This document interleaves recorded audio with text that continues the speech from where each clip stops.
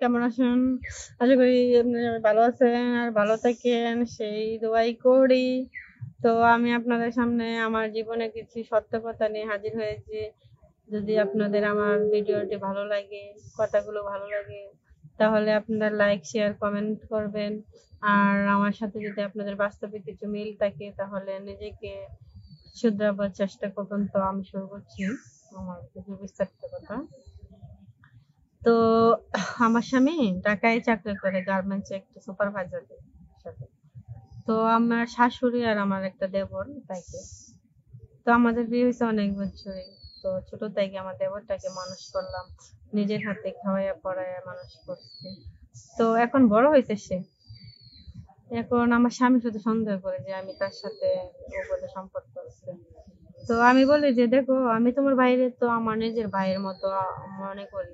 ওকে আমি অনেকটাই আদর যত্নে বড় করছি। তো তুমি এসব কি কথা বলতেছো? সে সে কিনা বলে যে আমি তার সাথে গত রাত্রে থাকছি। যে সে তুমি বলতেছে এখন আর কি করা। তখন আমি আমার দেবরকে সব বললাম যে দেখো তোমার ভাই এইসব কথা বলতেছে। তো আমার দেবর বলতেছে যে ও যে বলতেই আছে তাইলে আমরা কইরা দেখাই, সমস্যা কি? তখন থেকে শুরু করে দিলাম যে তুই তো বলছিস না, মিথ্যা মিথ্যা বলছিস, এখন থেকে সত্যি সত্যি কর। তখন কি করলাম, তার সাথে আমার শারীরিক সম্পর্ক হইলো। তো সেও আমাকে ছাড়া আর কিছু বুঝে না, আমিও তাকে ছাড়া কিছু বুঝি না।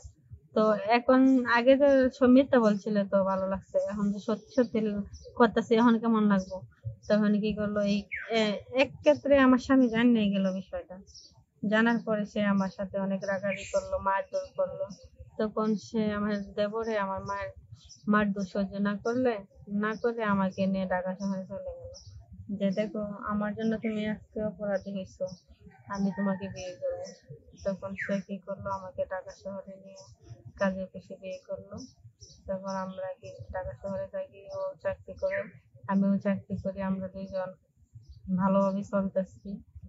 তো হঠাৎ করে সে আমাকে ফোন দিল, দেখো তুমি কি কাজটা আমার সাথে ভালোভাবে করছো। আমি কি করলাম, যে তুমি আমার ভাইকে নিয়ে পালিয়ে গেলা, আমার আমার কি তোমার ভালো লাগতো না? আমাকে ভালো লাগতো না কেন?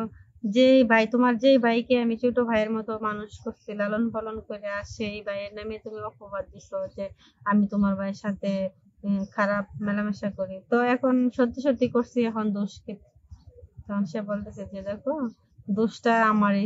আমার স্বামী আমাকে ফোন দিয়ে এসে বলতেছে যে দেখো, দোষটা আমারই, আমি না বুঝে সন্দেহ করছি, তার এই কারণে তুমি আজকে আমাকে এই শাস্তিটা দিলে, আমার ভাইকে নিয়ে বেরিয়ে গেলা। তুমি একবারও চিন্তা করলে না যে আমি তোমাকে কতটুকু ভালোবাসি। আমি বলছি ভালোবাসছিলাম, ভালো যদি বাসতা তাহলে এসব কথা বলতা না যে তোমার আপন ভাই আব্বাইকে দিয়ে একটা মানে কথা তুইলা দিতা না আমার উপরে, তুমি তো আমার ভালোই বাসো না। করতেও দেখো, যেটা করছি তো অনেক ভুল করছি, আমার ভুলের মতো যেন আর কেউ ভুল না করে। আমি তোমার অনেক কষ্ট দিচ্ছি, ঠিক আছে, কিন্তু তুমি আমাকে ক্ষমা করে দেও। কিন্তু আমার কি কি হয়েছে তুমি জানো?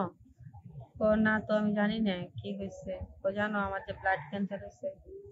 তখন তো আমি নিজেকে আর মানে সংযত রাখতে পারি না যে কি হয়েছে, তোমার ব্লাড ক্যান্সার কি কারণে হয়েছে, যে হঠাৎ করে আমার রক্ত বমি শুরু হয়। তখন থেকে আমি ডাক্তারের কাছ থেকে মানে চেক আপ করে জানতে পারি যে আমার ব্লাড ক্যান্সার হইলো।